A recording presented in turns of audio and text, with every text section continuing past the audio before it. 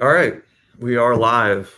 We did it. Sorry for the delay to anybody who was checking in at noon sharp. Appreciate anybody who's being punctual. But welcome to From the Swamp to the States, the podcast from Americans for Tax Reform. We go across the 50 states to talk about the policies and politics that impact your wallet. And we've taken a little hiatus on the podcast, but it's a great time to be back, and we have a great guest kicking us off again is we're very close to election day. And one set of issues we like to cover and inform folks on is state ballot questions. So there are dozens of ballot questions in our guide for 2024, which you can find at atr.org/ballot guide. And we're focusing on issues that have a fiscal impact or will impact how legislators and how the folks who elect you are assigned and how they're elected, as they have a big impact on how your tax dollars are spent. So check out the guide. Without further delay, let me introduce Paul Craney, spokesperson for Mass Fiscal Alliance in Massachusetts. Welcome to the podcast, Paul. Thanks for having me on, Doug. Yeah, and welcome back. I know you've been on before. Massachusetts has some interesting questions, and there's some history on the one we want to focus on today, and it might be one of the most complex ballot measures we have on the slate. It's certainly one of the most invasive big government proposals that voters will decide on in the fall, and it's an issue area that it's big for Massachusetts, so big for anybody in Boston visiting Boston. But it's the kind of thing that is in the vein of a tax on independent contractors and sharing economy companies that we see in other states as well, and we'll see it at the federal level depending on the makeup of Congress. So it's a big topic to cover. So Paul, it's question 3. Let's start with what's the history there? I know you all have been working on these types of issues for a while, and it's not the first time there's been a kind of a pro or anti-ride sharing measure. So can you set the table for folks who aren't familiar with what's been going on in the Bay State? I'll give you the quick answer, then the more extended answer. The quick answer is for a long time, there's been a battle, a tug of war to try to make certain independent contractors that work for gig economy companies unionized or make them into W-2 employees. That's kind of the gist of it. This question particularly is written by the SEIU, a big national union that has a chapter in Massachusetts. If it were to pass, it would be the first time in the country, which basically means even if you're an audience member who doesn't live in Massachusetts, whenever you hear a first in the country, that means it's coming to you next. What they're trying to do is make it so that independent contractors can be unionized, and it's limited to gig economy. So think Uber, Lyft, DoorDash, but guaranteed it would extend beyond just gig. It would extend to, construction workers that are independent contractors, interpreters, all these industries that have a heavy independent contractor workforce. That's where they want to go with this. But what they would essentially do is create a third labor category. And if you think about it, just in a real common sense way, you and I, we all work either for ourselves or you work for someone. That's the way it usually works. You have your own company, or you work for a company. Or you work for the government. You're always working for someone, or you're working for yourself. This is a third labor category. Independent contractors work for themselves. It doesn't mean that they own the business, but it means that they work for themselves doing jobs. They can own businesses in some categories, but this third labor category would make them become unionized. So that's what they're trying to do. That's kind of getting right to the point of why this is a problem. And there's a lot of details that I want to definitely flag for your audience, but I'm sure we can get into that. Yeah, and well, let's start going through the mechanics of it, because as I mentioned, there's some complexity to it. I mean, the way I read it is the government's taking a very heavy-handed role in negotiating an agreement between the drivers and the rideshare companies, but the government has to be very okay with it, and there's sort of a fleet of lawyers at the ready once this agreement is reached to be filing complaints and going after the company. So it seems like a field day for lawyers as well. Do I have the basic reading correct, and Yeah. help our audience run through, some of the specifics of the question and how it's actually going to work if it were approved? So you're definitely getting to part of the meat on the bone. Um, and what Doug's kind of alluding to is because this is a third labor category, again, independent contractors who can unionize, in order for this to become legal, you have to bring in the state government to be a actor in this arrangement, because federal and state labor law have rules out there, and this ballot question would actually violate some of those rules. In order to make the ballot question comply with any type of legal challenges, the SEIU said, well, let's make the state of Massachusetts be the one that decides things. So, again, if this law goes to your state, it would be your state, wherever you live. That would be the actor. But the state of Massachusetts would set the wages, the benefits, the terms for the company and for the independent contractors. And in fact, it wouldn't be the union that represents those independent contractors setting the terms with the company. Usually that's the arrangement unions have. It's with the company, or if it's like a public union, it's with the state or the government. In this case, it's the government setting the terms for the company and for the union. So it's like a third kind of actor in the equation. And you can just imagine how messy, burdensome this will become. Just think of big government, your voice being completely diminished in the equation. Because right now, if you're a Uber, Lyft, DoorDash driver, think about it. You can just sign up on these apps, get trained, and basically be your own boss whenever you want to. There's so much flexibility in this gig field. You can work whatever hours you want for how long as you want and get paid. Under this new arrangement, it's a state of Massachusetts that would be setting all these hours, these wages, these conditions. So suddenly, kind of this free market solution that was provided and invented gets completely turned upside down. And now you have the state of Massachusetts being the one that's trying to solve solve this need, solve this problem that's out there that the private sector solved on its own. So I think it would completely change the way not just independent contractors work, but for the customer side, for the public side, the average person who relies on these types of services, you're not going to get the same thing you're used to right now. It's going to be completely different because the state, the government, is going to be the one that's controlling all the terms, the conditions, not the independent contractors, not the company, not the free market. Yeah, and let's first, are there any precedents for the government being this involved in this kind of negotiation where they're essentially saying these parameters are okay or not? I mean, the union, like you said, the union's not even going to really have the final say as to what the working conditions are. So yes and no. Not that I know of for industries that are like this, like where it's independent contractors and customers from the public. Yes, in some states like Massachusetts, we've legalized marijuana.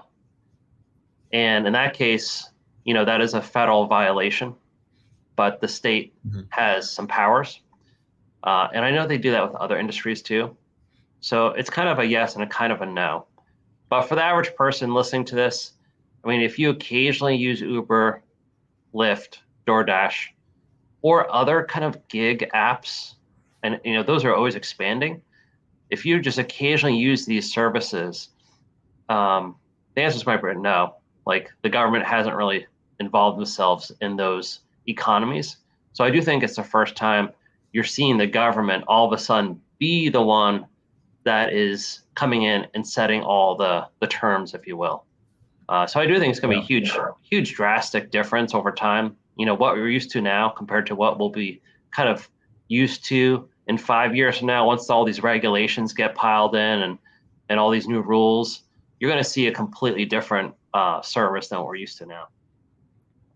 Yeah, we can't have a arrangement between private citizens and companies and who are enjoying a service and drivers who wannabe independent contractors. We can't let that go on. The government's got to get involved and decide how everybody should be behaving and acting. And so there will be consequences for that. And Paul, what do you see as some of the big consequences? Higher costs, longer wait times? Could companies cease to operate in the state? The company will probably continue just because there's such a huge market still. It's still a state of 8 million people or so. But for the average consumer, the service will be much different. I mean, anyone that kind of uses AAA to register your vehicle, or you go to like the registry of motor vehicles, you kind of know what the difference is, if you know what I mean. Anytime the public has any interaction with their government, usually in more, not like a local, but usually more of like a state or federal side of government, like you realize pretty quickly like what that is like compared to the private sector. Yeah. And that's kind of what's going to happen with this economy is once the government kind of really gets involved over time, you're going to see a much different product than what used to now. So I do think the repercussions is services will be nothing like what it's right now. I mean, the flexibility just won't be there. You're not going to get DoorDash. It's going to be like, instead of DoorDash, it'll be like door at some point, you'll get it. You know what I mean? And then the cost would definitely go up. I mean, this stuff comes at cost. Anytime you get government involved, it's going to slow down everything. It's going to add costs. There's going to be more regulations, more lawyers involved. So, maybe if you do DoorDash and you get a takeout hamburger for $15, $12, it's going to be like 25. It's just things will go up. This will become more of an occasional thing you do as a luxury than maybe something that's more of like a routine for a lot of people right now.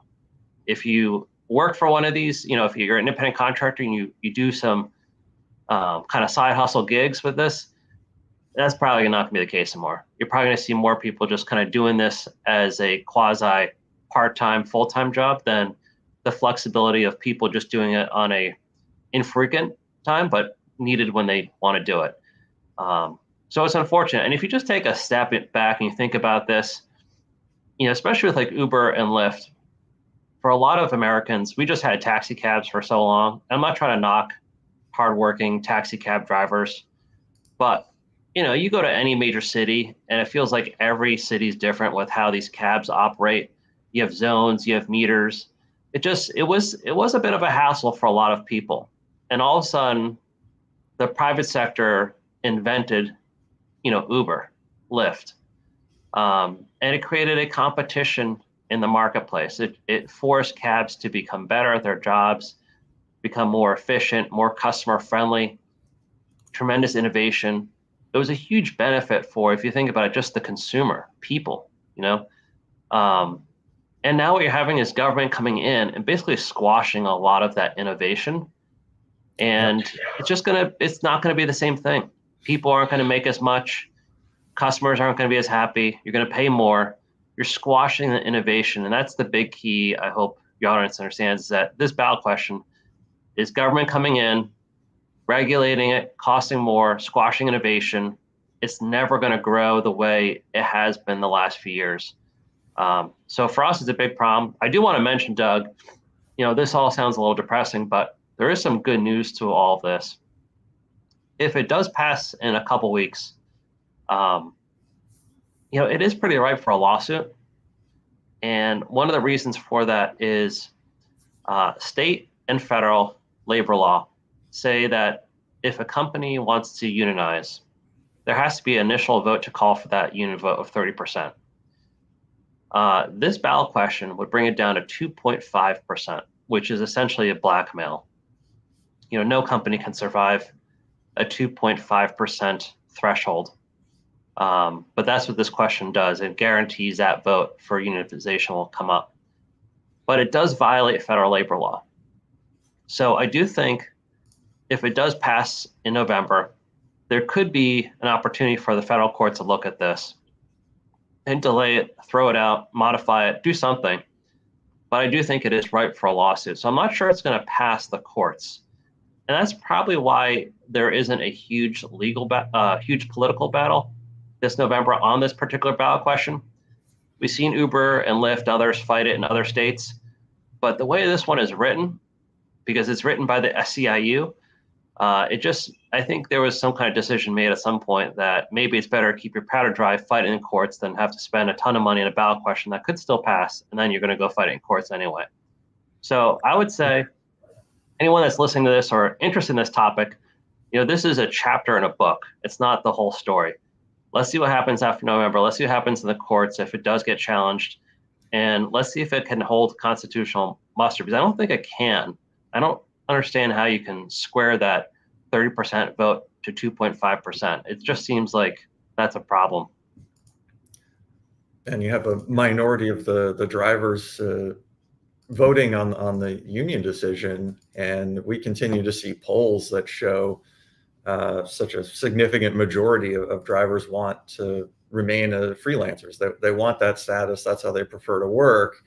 And of course, with such a small minority getting to decide it, that huge majority would be silenced, because if that's any indication, you would think there'd be a lot of opposition to forming the union, and the restrictions that would bring. And like you said earlier, for folks who want to, very much want to part-time just hop on the app and do some rides, do some DoorDash, this ballot measure would severely restrict that ability and let a tiny minority of the drivers decide to unionize, and then let the state government be the one that decides how that agreement has to come out. It's a kind of a rigged process for the consumers and the vast majority of drivers who prefer that independent contractor status. So it's a lot of big government meddling, and really appreciate you joining us to run through it and talk about what's gone on there. Interesting to hear about the potential legal battle, but ultimately that's, rather have things not go to the courts and have to undo them, and that's a significant cost. So be watching what happens in November. Paul, anything else that folks should know about this ballot measure, or anything else you all are working on this fall? Yeah, definitely. A few things about this measure. I mentioned 2.5% as the threshold, but actually, if you read the huge ballot questions, over 10 pages when it's printed in the voter guide book, they actually talk about a 5% threshold. And I just got to share with you how crazy this stuff is. So they say 5% of active drivers. That's how they classify the vote. But then you look close and you're like, well, what's an active driver? Like, are you saying there's inactive drivers? What is that?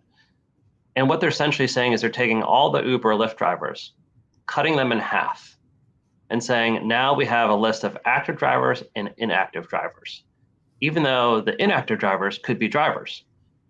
And they're only counting 5% of the active drivers. So just think about how crazy this is. If you drive for one of these companies, but maybe you don't do it all the time, but you still do, you've been doing it for years, all of a sudden you could find yourself in an inactive driver pool, and now you have no vote. And now you could be unionized. And now the state of Massachusetts would set all of your terms. So it actually shuts out half of all the drivers to get to their, what they call 5% of active drivers, which we're just saying it's 2.5%. So that's a little part that I think is really troublesome and could also be challenged in court. And then one other thing I would say about this question is, we've kind of recently learned it too, is not all unions support what's happening here. Even though it's written by the SEIU, and maybe some of your audience members, know union people, some of the unions have conflict with this because it doesn't make independent contractors W-2 workers. It solidifies them as independent contractors. So even on the union side, you're starting to see some conflict with this approach. So it should be kind of interesting, what happens, like I said, the next few chapters in this, if it starts going to other states, how it plays out. Because not all the unions support it. They find that this is, they're bargaining away their rights to have these people be W-2 employees, workers, and instead they'll become independent contractors.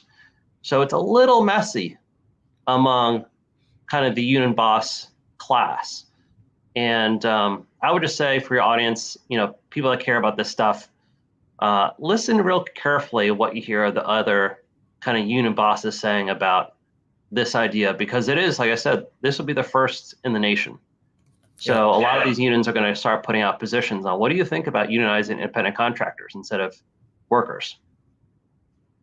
Be important to watch, and then that's why this is such a significant measure. That this is a movement and part of a broader trend of attacks on independent contractor relationships that has gone on across the country. So the fights in Massachusetts are extremely important for everybody to pay attention to, and other states to learn lessons from, to keep their markets free and actually serve the vast majority of the workers and consumers.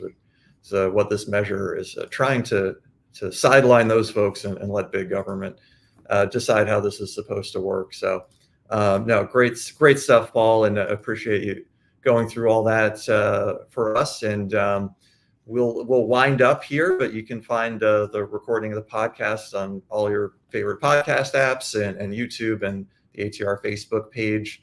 And Paul, how can folks check out Mass Fiscal Alliance? Just check out massfiscal.org, MASS, massfiscal.org, and you can sign up for email updates, and you can also follow us on X, Twitter, Instagram, Facebook. We're pretty active on social media. And if you have an interest in this, follow us on social media. We'll make sure to let our audience know about how the election takes place, the results, and of course, any subsequent action in the courts. Yeah, we'll certainly update our ballot guide and go through each measure and list the results there as well. Put the Mass Fiscal website link in the chat. Definitely check it out, everybody. Really appreciate your insight, Paul, as always. Great work. Thank you.